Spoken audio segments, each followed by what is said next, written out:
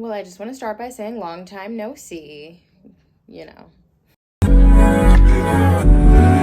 So I know it's been kind of like a hot minute since we've been on the vlog. Happy 2024. It's January 2024. Time is moving, things are moving, space is moving, life is moving, I guess. And we're gonna do a little vlog today. So first vlog of the year. And can you believe in next month, at the end of this month, next month when we go into February, it will be 8 years since I started this channel. That's crazy.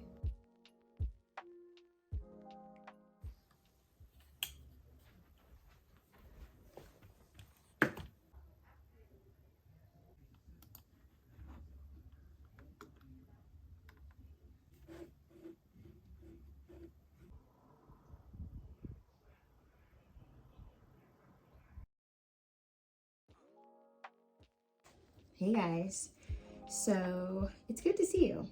So it's Monday, we're on the second Monday, I think, of 2024. Time has just been flying by and standing so very still. So I started sharing my grief stories over on TikTok, on one of my TikTok channels, and it's been a really therapeutic thing, I think. I mean, sharing our stories is obviously so important anyways, and I enjoy telling stories. I love telling stories. I've always been a really animated storyteller, but more recently I've been just really kind of looking into why it's important to preserve the memories of our loved ones. And there's somebody I follow on TikTok, and she's a widow, and she was explaining how we are the memory keepers, you know, the ones who have their stories as the spouses of lost loved ones. You know, as a widow, you were the core, you know, you and your spouse were the core element of the family that you've produced, right? So let me slow down. I think essentially what she's trying to say is that, you know, especially for our families that we've made, for my children especially, I am the one that holds the memories of their dad. Every question, everything that they're gonna wanna know, you know, besides their aunts and uncles that they can go to with questions as far as our home and how we lived our life and the things about their dad that no one knows except for me. Those stories about home are going to be really important to preserve. There's so much that lives in our memory, but our memory, it doesn't last forever. Things will slowly begin to fade. Really core memories stick, but some of the more immediate small things, they start to fade. And I really, really want to write those down or speak those out or have those memories kept. You know, we are the preservers as widows or as surviving members of family or friendships. You know, you're the one that's still here, and so the memories that you share with a lost loved one are really sacred and special, and if you don't talk about them or share them, they're really just your memories then. No one will ever know some of the most beautiful parts of a person, maybe, you know, I don't know. So that's kind of what's on the grief brain for today.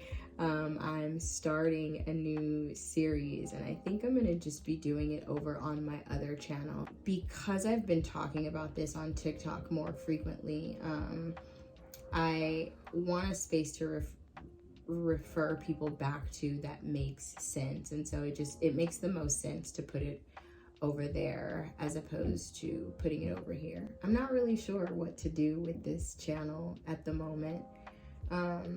I don't think YouTube is something that I ever want to fully let go of. I know a lot of vloggers and come on, they'll say that they're leaving YouTube, and then, you know, 6 months later, a year later, 2 weeks later, they're back with another video or whatever. Anytime I take a hiatus, it's usually because there's a lot going on and I just genuinely do not have the time to be filming and then sitting and editing a bunch of videos. And I was kind of going back and forth with that because I'm feeling a little bit like the vlogging season, as much as I love the aesthetic of vlogs and like B-roll and putting it all together with music and cadence and, you know, in cinematic format, and it's a lot.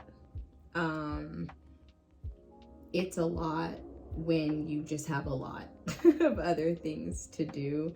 It's a lot when it isn't your main thing, you know. I don't know if you guys know, but editing can take a long time. Some of the videos that I've made to put on this channel, I've sat in front of a computer editing software program for upwards of 10 hours, a 5-minute video. And that's a long time, because you break that up, or even if I do it all in one day, that's, you know, I'm a mom, you know, I was a wife, I am a homeschool parent, like I have other things to do also.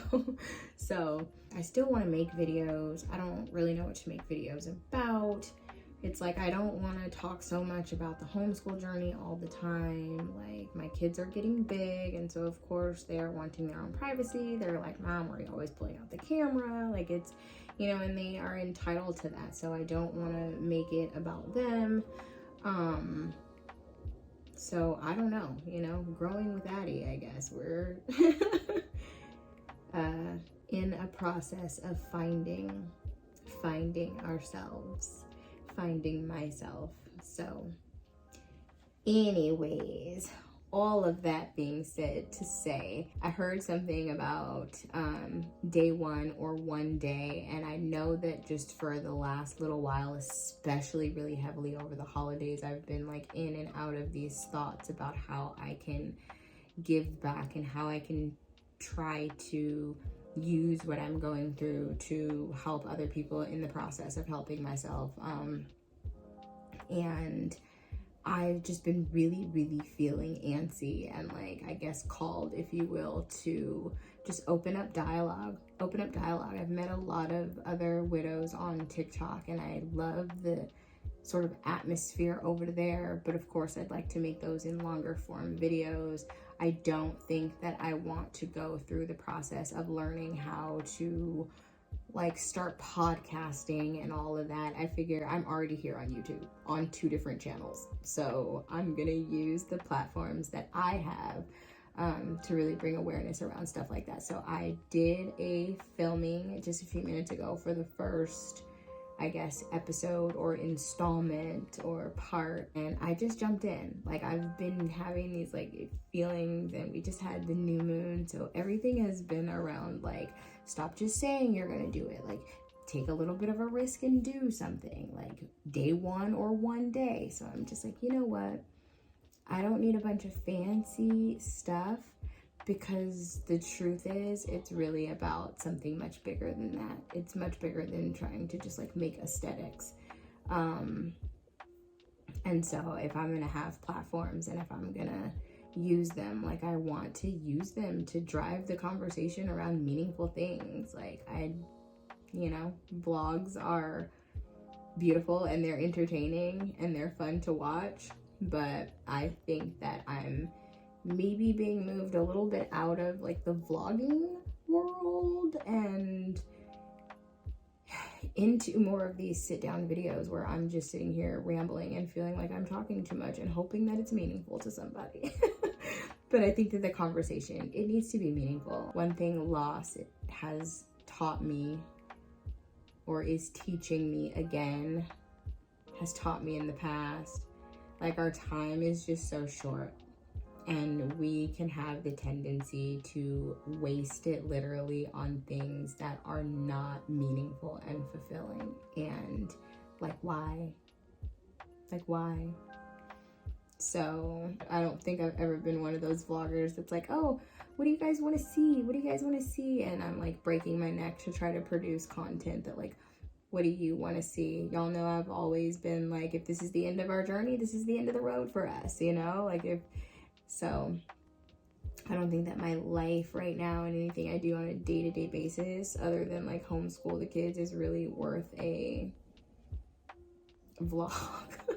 It's not even worth it. I don't have much to clean these days. Like, the DIY projects are far few and in between. Like, I have nothing to DIY. I was just saying the other day, my identity is just, loss can definitely bring about like an identity crisis. For so long, my identity has been intertwined. I've been a we for a very long time.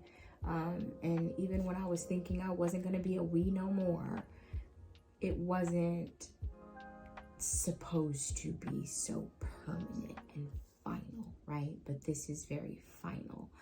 And so who am I? And I feel like, I don't know, you know, all of those things, cleaning all the time, and like the DIY stuff, and, you know, making my house a home, like, were those things, like, what were those things? Were those things my identity?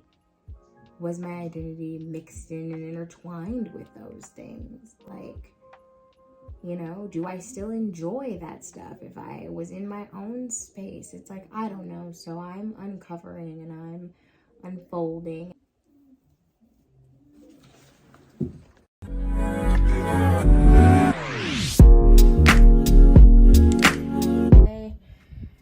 I was filming on the phone, trying to decide if I'm going to start filming the grief talks, the stories, with my camera.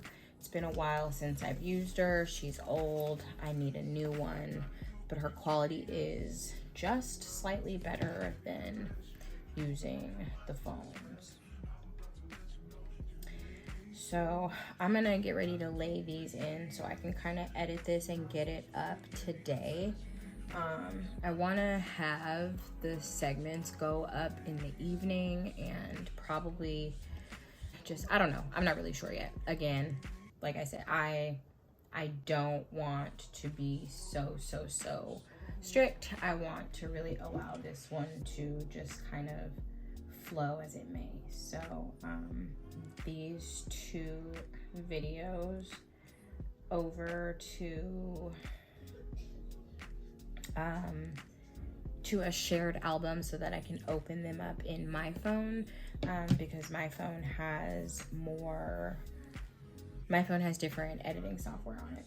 And then also, so I'm over here on ChatGPT and I asked, why is it important to preserve the memories of our deceased loved ones? And so I wanted to pull whatever answers it gave right here so that I can make sort of like a little slideshow. I'm not even sure. I don't know if it's gonna be a slideshow or what, but so that I can make something. So I can make some kind of something that I can use as another video idea, and also sharing, obviously, like why it's important.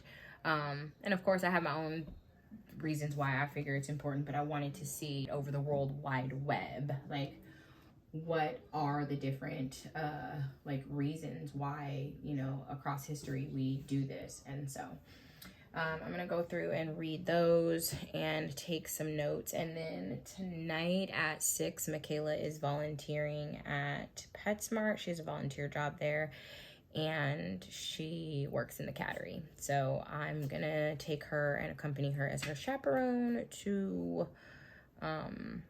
take care of the cats. And I just kind of sit and observe and make sure she's doing everything she's supposed to. I'm just there chaperoning, so she's gonna do the work. So I probably will actually use those 2 hours as time to hopefully finish editing whatever I don't finish here now. It's 3:40, so that's what we're gonna do.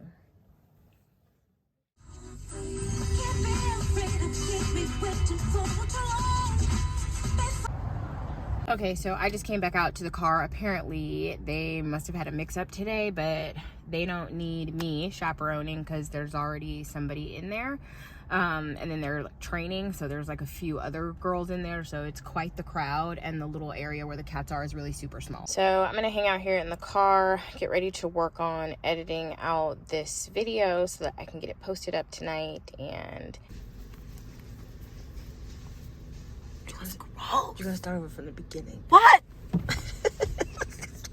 So my mom forgot to push record, so now I have to start all the way over. Pretty much, I was supposed to go in, and they messed up my shift schedule today. And for some reason, they were training these people, and I wasn't even supposed to be there. And they don't appreciate my work because I be telling them. So I even texted in the group multiple times, and they still completely don't appreciate my work. And the lady added me to the group, and she didn't even know who I was. And I was like, that's disrespectful, especially because you don't even have a lot of volunteers. I should leave because of that, but I'm not going to. So yeah, and some girl had a bug in her hair. It was big. It's like this big. It's a big bug.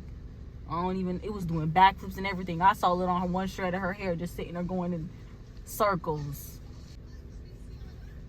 Yeah, that's everything that happened. Another great day.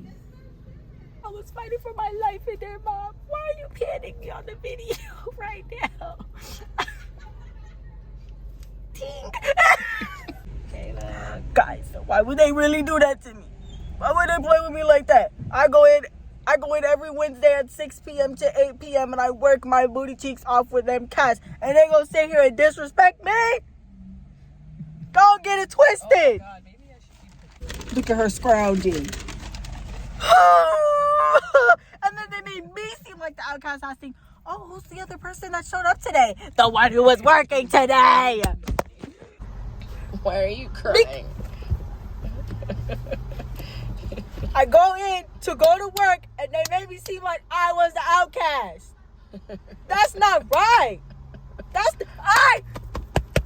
I scheduled that shift today. I have proof. I'm just gonna get some Chick-fil-A. Thank you guys for hanging and allowing me to chit chat and talk your ear off, and I will see you guys really soon.